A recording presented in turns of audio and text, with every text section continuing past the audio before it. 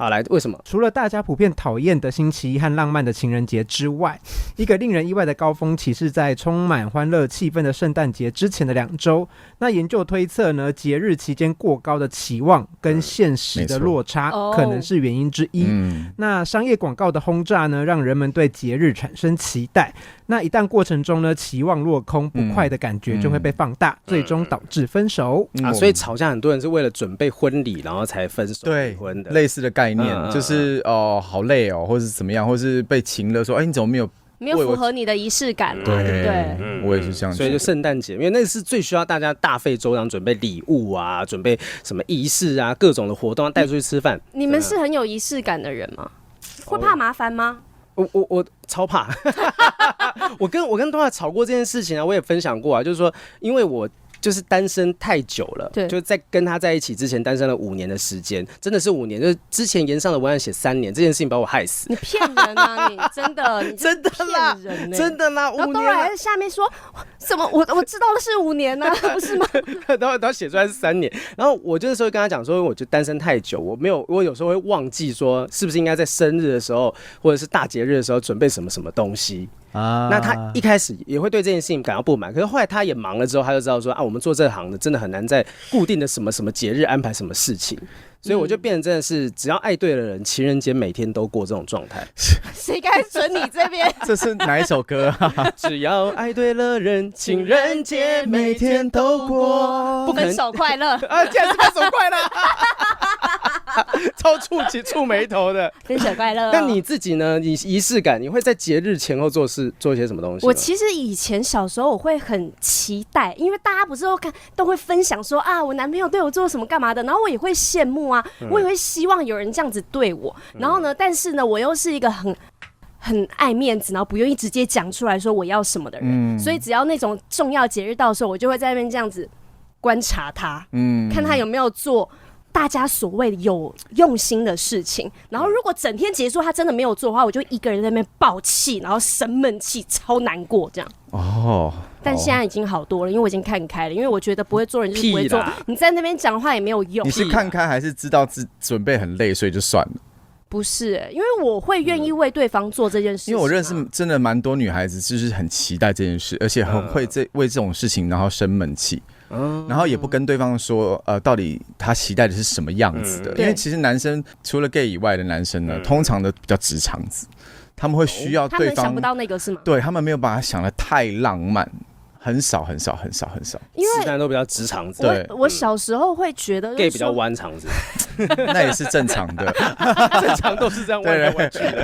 但我以前小时候会想说，我也不是那种说真的很浪漫的人，可是我愿意学习啊，因为我有心，所以我可以去做功课，看别人怎么做。你在意的是他有没有对你上心就对了，对，他没有用心做这件事，你可以做的很粗糙，然后呢很可爱，很笨拙，对，但是你做了，对。我觉得都没有关系，可是我就会看你有没有这个心，但不能是忘记的状态。对，你会过节吗，亚伦？我其实有一段很排斥这件事情的，我会觉得情人节 so what？ 为什么排斥？因为我觉得那个是一个要跟很多人过，要安排起来是蛮麻烦的。对，schedule 要排好，一天要好几个这样子。哇！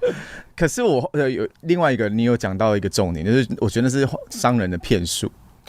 对，我会倒是希望就是平常的时候，我们真的性情来的时候，或者2个人都觉得点对的时候，去做一个特别的事，比如说好像真的到了某个阶段可以一起出去旅行了，2个人，或是真的开始重视彼此的生日了，因为可能刚在一起的时候觉得我还在看啊，我还在审视你啊，为什么要这么快就去做这种对，也不是付出这么多，就是在这个事情上面给太多琢磨的空间，因为那会太具有象征性。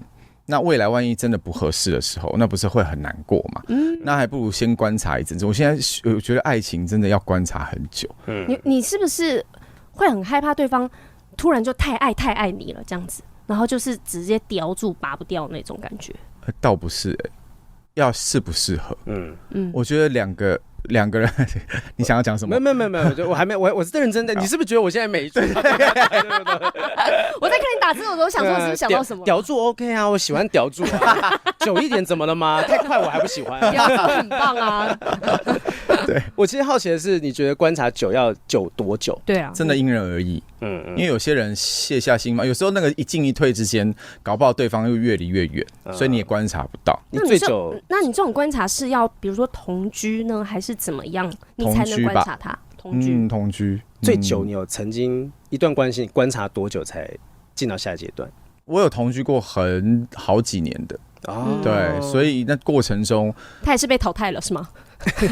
那时候还不能结婚，所以没有下一步的选择可以选。理解。然后他帮我做了一件事情，我非常感激，就是像你刚刚说的重要节日，比如说彼此的爸妈的生日，然后或者是说中秋节、过年这些，他会特别把好朋友跟真的很重要的一些人聚在一起，我会觉得那个感觉是我以前没有感受过的。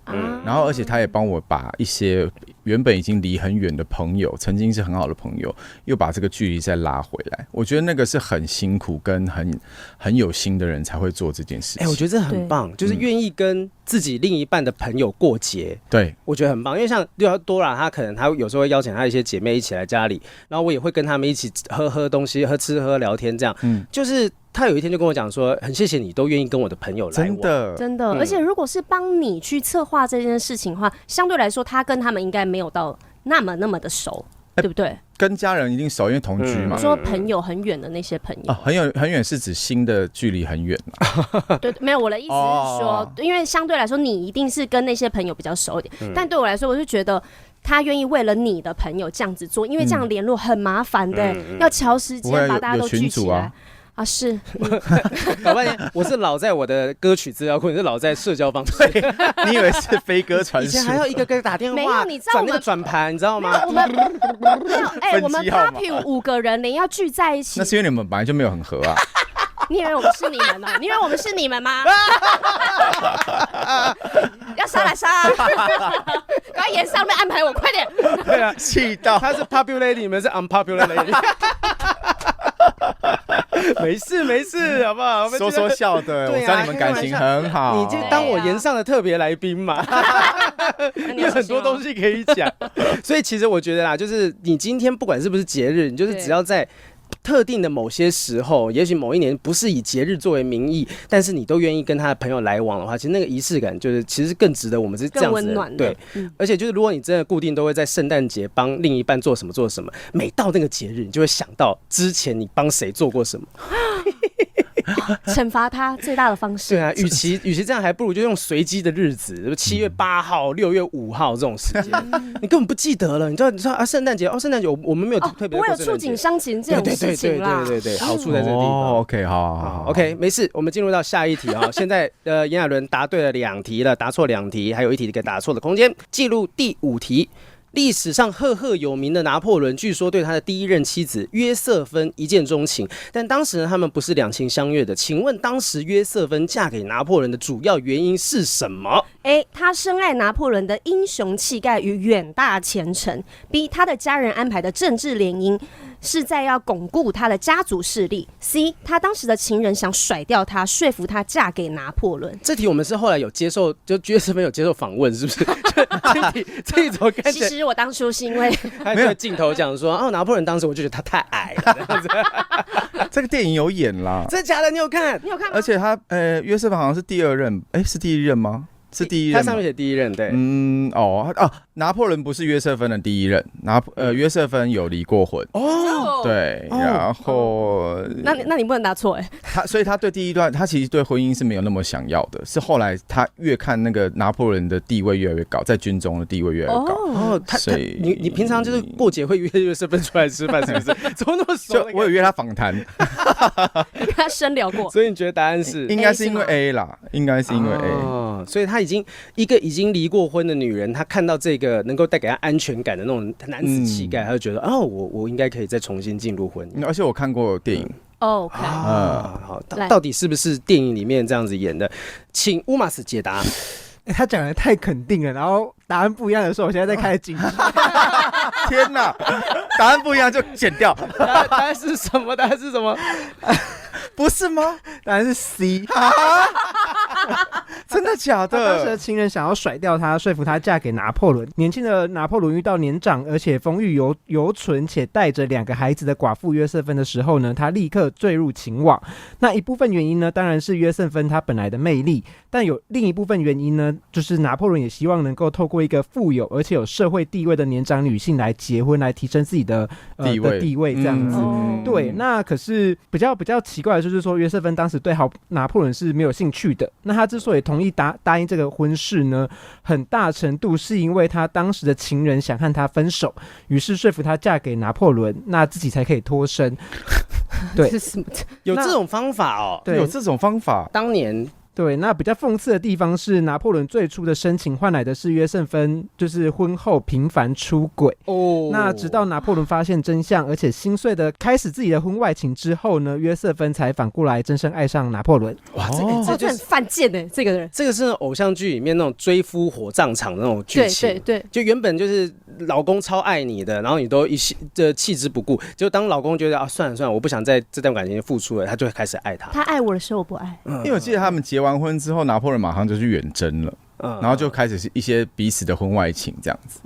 远征的时候还可以婚外情，就远征的时候才能啊。远征的时候女生一定可以嘛？对，然后男生因为好像有人跟他讲，他就知道他那个女生有婚外情，他就在军中就是远征的过程也开始对女性毫无保留这样子。哇，你怎么可以有办法讲的好像你就在现场一样？他说：“我跟你讲，那时候约瑟芬他还跟我讲，我说他那时候是挽着约瑟芬的手的，听他说的故事。你不要这样讲这个东西。哎呀，没事。而且那时候约瑟芬拿的包包是爱马仕。